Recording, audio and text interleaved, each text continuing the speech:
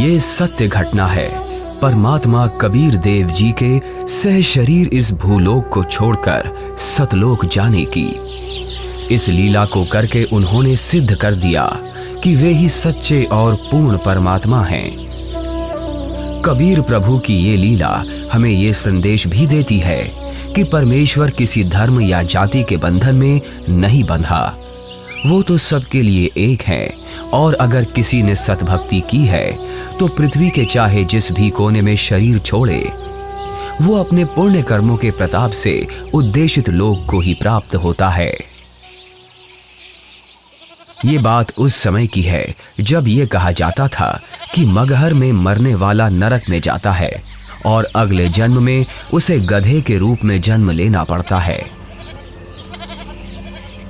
इसके अलावा ये भी कहते हैं कि अगर किसी को मोक्ष चाहिए तो उसे काशी आना चाहिए और वहीं अपने प्राण त्यागने चाहिए, जिस कारण से मोक्ष अभिलाषी वृद्ध लोग अपना अंतिम समय अपने अपने पुरोहितों के घर काशी व्यतीत करने के लिए, निवास करने के लिए आने लगे तथा पुरोहितों को उनके खाने के रुपए तथा पुरोहितों की पूजा अलग से प्रति महीना देने लगे, जिस लालचवश काशी के पंडों ने वृद्धों को अपने अपने घर पेइंग गेस्ट के रूप में रखने लगे।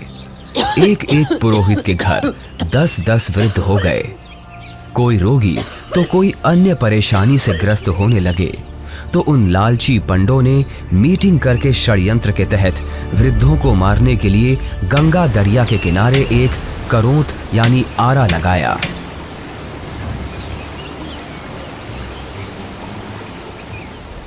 भ्रम फैलाया गया कि जो शीघ्र स्वर्ग जाना चाहता है तो इतने रुपए पूजा, जो उस समय की अधिकतम राशि थी, जमा कराओ। श्रद्धालुओं ने वृद्धावस्था के दुख से छुटकारा पाने के लिए तथा स्वर्ग जाने की भावना से वह महंगी फीस भी देने लगे। उन पंडों ने आदमियों का आरे से गर्दन काटने का पाप सिर पर ले लिया। पंडों के षड्यंत्र पर विश्वास करके वृद्ध अपने बेटों से काशी में प्राण त्यागने के लिए आग्रह करने लगे। लेकिन पिताजी, अभी आपकी और माँ की आयु ही क्या है? अभी तो आपको अपने पोतों का ब्याह देखना है, उनकी संतानों को अपनी गोद में खिलाना है।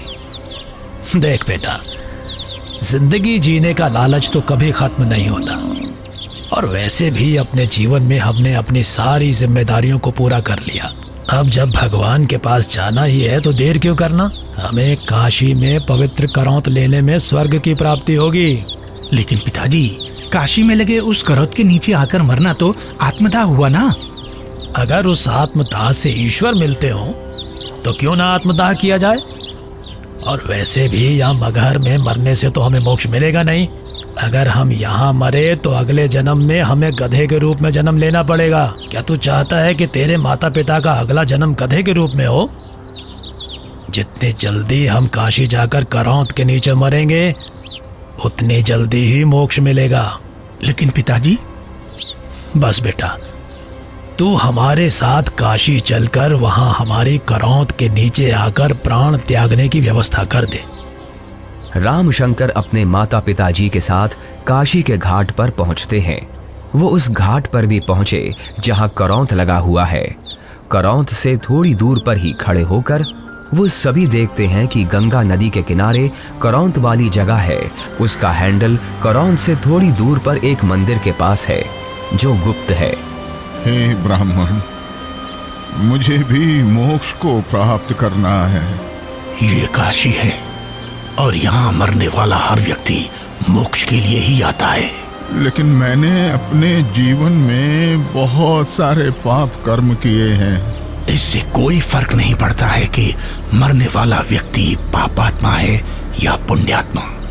काशी में मरने वाला हर व्यक्ति स्वर्ग को जाता है और मगहर में मरने वाला हर व्यक्ति नरक को प्राप्त करता है। ठीक है, मुझे भी इस आरे के नीचे आकर स्वर्ग जाना है। 50 मोहरें लगेंगी। ये लो। ठीक है, तुम तख्त पर लेट जाओ।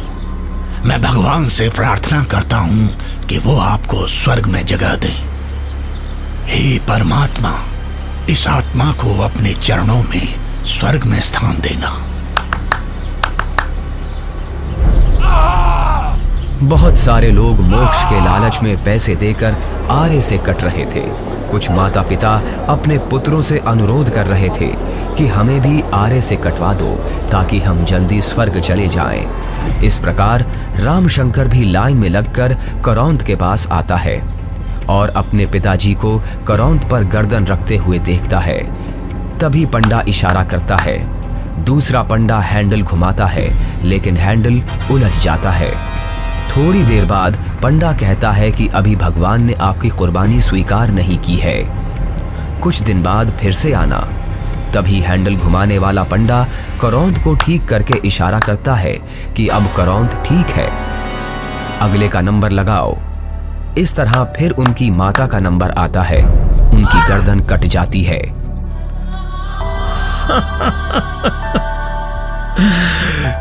कितना भागा हूं मैं कि भगवान ने मेरी कुर्बानी स्वीकार नहीं की।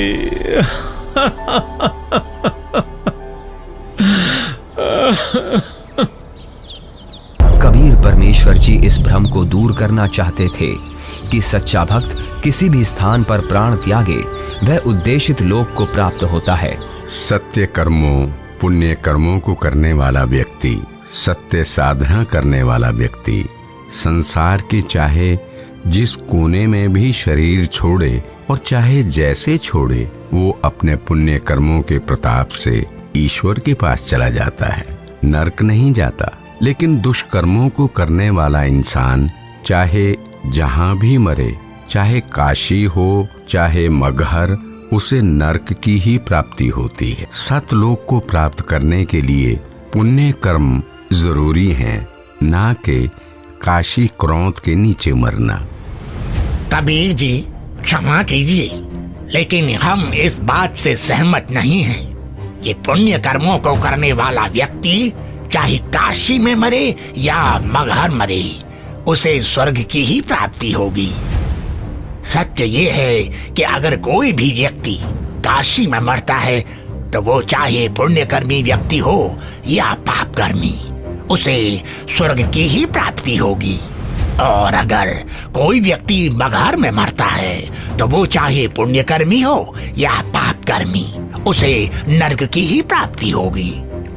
और इतना ही नहीं, मगहर में मरने वाला अगले जन्म में गधे के रूप में ही जन्म लेगा, ये भी निश्चित है। उस व्यक्ति को भी स्वर्ग की प्राप्ति नहीं होगी। ठीक है, तो मैं फिर मगहर में ही शरीर का त्याग करूंगा और स्वर्ग नहीं, स्वर्ग से भी आगे सतलोक जाऊंगा। और आप सभी पंडितों से मेरा आग्रह है कि आप सभी मेरे साथ मगहर चलें और मेरे शरीर छोड़ने के बाद अपनी ज्योतिष विद्या का प्रयोग करके ईमानदारी से सभी लोगों को ये बता देना कि मैं कहाँ गया हूँ। लोगों के बीच का ये भ्रम दूर होना चाहिए कि मोक्ष केवल काशी मथुरा में शरीर का त्याग करने से नहीं होगा, बल्कि मोक्ष केवल यथार्थ भक्ति से और मर्यादा में रहकर अपने जीवन का निर्वहन करने से होगा। आज आपके मुक्ति का दिन है। करौंद के नीचे आकर मोक्ष पाने के लिए तैयार हो आप? इस आरे अर्थात करौंद से मुक्ति प्राप्त करने के लिए कितनी मोहरें लगेंगी? केवल 50। पिताजी, आपको उस करौंद के नीचे अपने प्राणों को त्यागने की जरूरत नहीं है। क्यों? पर बेटा फिर मुझे मुक्ति कैसे प्राप्त होगी? पिताजी, मैं अभी एक बड़े महापुरुष कबीर देव जी के पास से ही आ रहा हूं। उन्होंने कहा है कि जो व्यक्ति पुण्य कर्म करता है वो सतलोक ही प्राप्त करता है। उसकी मृत्यु चाहे जहां हो। बल्कि खुद कबीर जी मगहर में शरीर त्याग कर ये साबित करने जा रहे हैं कि मगहर में मरने वाला नरक नहीं जाता। यदि उसने सत्कर्म किए हैं तो वो भी स्वर्ग ही जाता है। आपको करौंद के नीचे अपने प्राण त्याग करने की जरूरत नहीं है। पिताजी, इन दुष्टों ने माता जी की हत्या की है। ये पाप कर रहे हैं। अरे अरे, ये क्या कर रहे हो? कबीर देव जी को ज्ञान नहीं है। तुम्हारा दिमाग फिर गया? ज्ञान नहीं है? वो तो साक्षात परमात्मा हैं। तो ठीक है, हम भी उनके साथ मगहर चलते हैं और देखते हैं कि उनकी कही गई बातों में कितना सच है और कितना झूठ।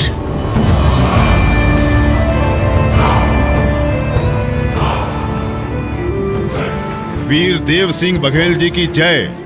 महाराज, हमें ज्ञात हुआ है कि कबीर देव जी अपने शरीर का त्याग करने के लिए मगहर जा रहे हैं, लेकिन हमने सुना है कि मगहर में जो भी अपने शरीर का त्याग करता है उसे कभी स्वर्ग की प्राप्ति नहीं होती है। कबीर देव जी तो साक्षात परमेश्वर हैं और वो शरीर का त्याग चाहे जहां करें। ये मगहर में प्राणों को त्यागने की लीला वो इसलिए कर रहे हैं जिससे जनमानस को ये संदेश दिया जा सके कि आपको स्वर्ग की प्राप्ति होगी या नहीं, ये आपके पुण्य कर्मों पर निर्भर करता है, न कि मरण के स्थान पर। हमें कबीर देव जी के साथ जाना चाहिए। हाँ, हमें सिर्फ जाना ही नहीं है, अपितु कबीर देव जी के शरीर त्याग देने के बाद हमें उनके शरीर की रक्षा भी करनी है, जिससे उनका हिंदू धर्म विधि से अंतिम संस्कार किया जा सके। क्योंकि अगर हमने उनके शरीर की रक्षा नहीं की तो वो मुस्लिम उनके पार्थिव शरीर पर कब्जा करके उन्हें दफना देंगे। परमात्मा कबीर देव जी केवल हम हिंदुओं के भगवान हैं, उन मलेच्छ मुस्लिमों के नहीं। इसलिए हम आपको आदेश देते हैं, तुरंत ही सेना को हमारे साथ चलने को तैयार किया जाए। कबीर देव जी मगहर के लिए प्रस्थान करते हैं। वो नदी के किनारे से होकर गुजरते हैं, जंगल से गुजरते हैं। दिखता है कि उनके पीछे काफी सारे भक्त भी जा रहे हैं। कबीर प्रभु के साथ हिंदू और मुसलमान दोनों धर्मों को मानने वाले भक्त हैं। काशी के करौंत का समर्थन करने वाले पंडे हैं, विद्वान पंडित जिनके साथ सालिक राम भगवान की मूर्ति है, और बड़े बड़े टीका चंदन लगाने वाले पंडित जिनके साथ काफी सारी पुस्तकें हैं, वो भी कबीर प्रभु के साथ हैं। रामशंकर और उसके पिता भी कबीर प्रभु के साथ हैं। तभी उनके पीछे वीर देव सिंह की सेना भी आ जाती है। वीर देव सिंह कबीर देव जी को प्रणाम करते हैं। कबीर प्रभु के पीछे काफी सारे भक्त और सेना भी चल रही है।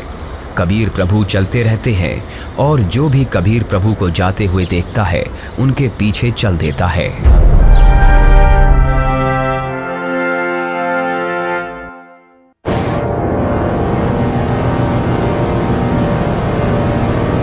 सलाम वालेकुम नवाब बिजली खान पठान साहब।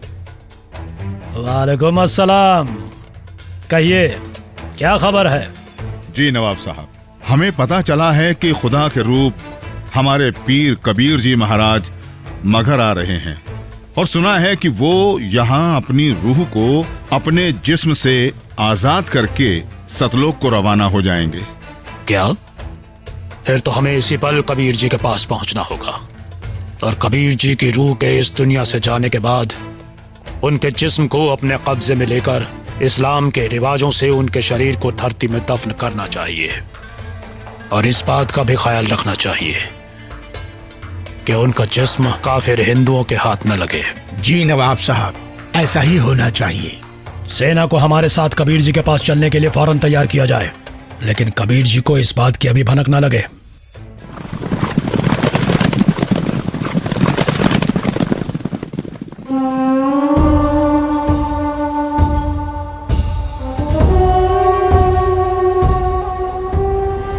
लगता है कबीर जी के जिस्म को पाने के लिए काशी नरेश वीर देव सिंह भी अपनी सेना लेकर आया है, लेकिन हमें किसी भी हालत में इन हिंदू काफिरों को कबीर जी के जिस्म को पाने नहीं देना है।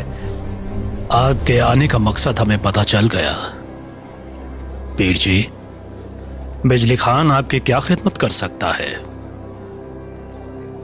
मैं अपना शरीर त्याग करने से पहले स्नान करना चाहता हूँ। जी, हम अभी आपके नहाने के लिए साफ पानी की व्यवस्था करते हैं। नहीं, मैं किसी बहते पानी के दरिया में स्नान करूंगा।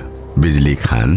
पीर जी, यहाँ एक दरिया बहता था जिसका नाम आमी नदी था, लेकिन पीर जी, शंकर भगवान के श्राप के कारण उसका पानी अब एकदम सूख चुका है। चलो दिखाओ मुझे वो आमी नदी कहाँ है। जी पीर जी, चलिए। कबीर देव जी, वीर देव सिंह, बिजली खान और उनके सेना और बाकी के भक्त उस आमी नदी के पास पहुंच गए। कबीर देव जी ने उस सूखी हुई नदी को देखा।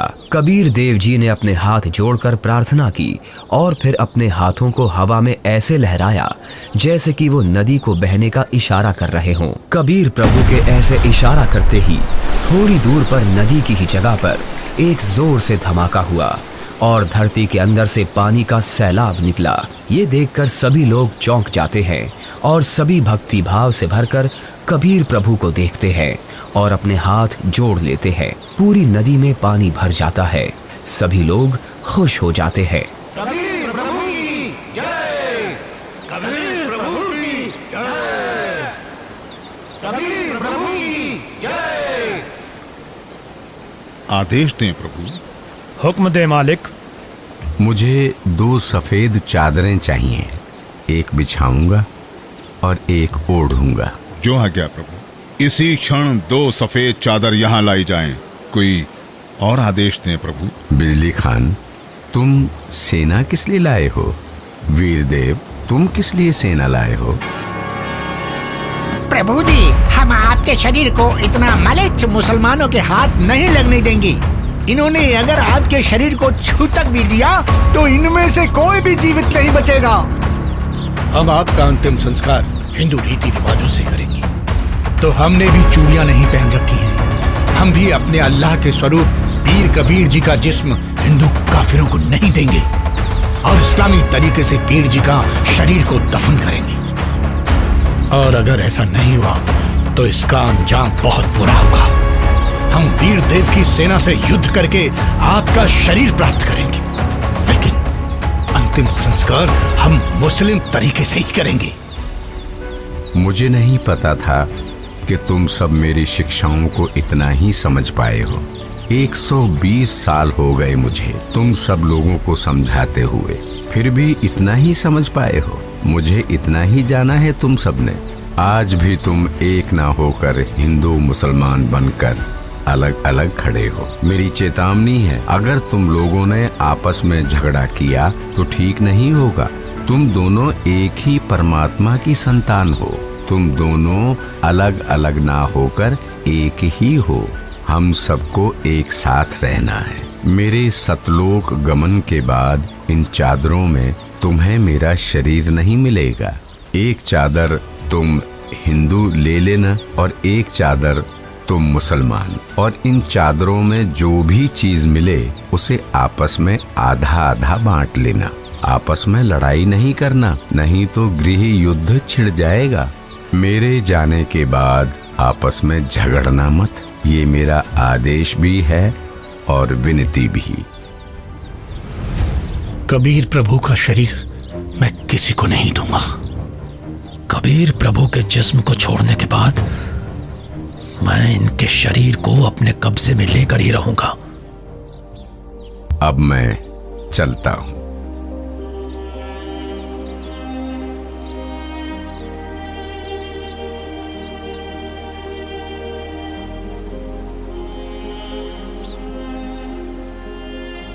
देखो ब्राह्मणों, मैं जा रहा हूं सतलोक, इस पृथ्वी से और तुम्हारे स्वर्ग से शंखों कोस दूर।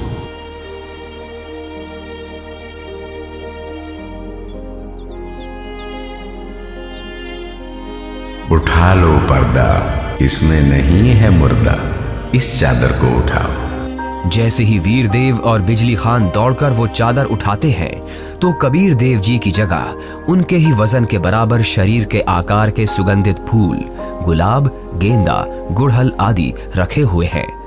ये देखकर सभी लोग चौंक जाते हैं। सभी लोग हाथ जोड़ लेते हैं। अब वीर देव की आंखों से आंसू निकलते हैं। बिजली खान की आंखें भी नम होती हैं। दोनों एक दूसरे को देखते हैं और आपस में एक दूसरे को गले लगाकर रोने लगते हैं। दोनों सेनाओं के सिपाही भी एक दूसरे को देखते हैं। वहां खड़े ब्राह्मण लोगों की भी आंखों से आंसू गिरने लगते हैं। रामशंकर और उसके पिता के भी आंसू गिरते हैं। सभी लोग एक साथ कबीर देव जी के नाम का नारा लगाने लगते हैं। कबीर प्रभु की जय, कबीर प्रभु की जय।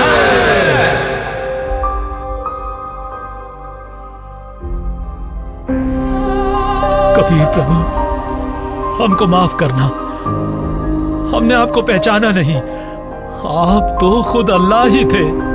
बहुत बड़ी गलती हो गई हमसे, हमने भगवान को नहीं पहचाना। कबीर प्रभु की बात हमने नहीं मानी। अब हम सब एक होकर रहेंगे और उनकी कही सारी बातें मानेंगे। या अल्लाह, माफ कर हमें। भगवान माफ करो हमें। कबीर भगवान हमें माफ करो। भगवान हमें माफ करो। फिर हिंदू और मुसलमानों ने आपस में वो फूल बांट लिए और मगहर में ही कबीर प्रभु की याद में 2 अलग अलग स्थानों का निर्माण किया। और फिर उन्हीं में से कुछ फूल लाकर वीर देव सिंह ने काशी में चौरा का भी कबीर प्रभु जी के स्थान का निर्माण किया। उसे कबीर चौरा नाम से जाना जाता है। वहां पर कबीर पंथ का बहुत बड़ा आश्रम बना है। कबीर प्रभु जी ही सच्चे और पूर्ण परमात्मा हैं, जिन्होंने हम सबको रंग भेद, जाति धर्म भेद आदि के आधार पर ना बंटकर एकजुट रहना सिखाया। परमात्मा एक विशेष जाति या समूह का नहीं होता। परमात्मा तो सबका एक है, जिसका नाम कबीर देव है।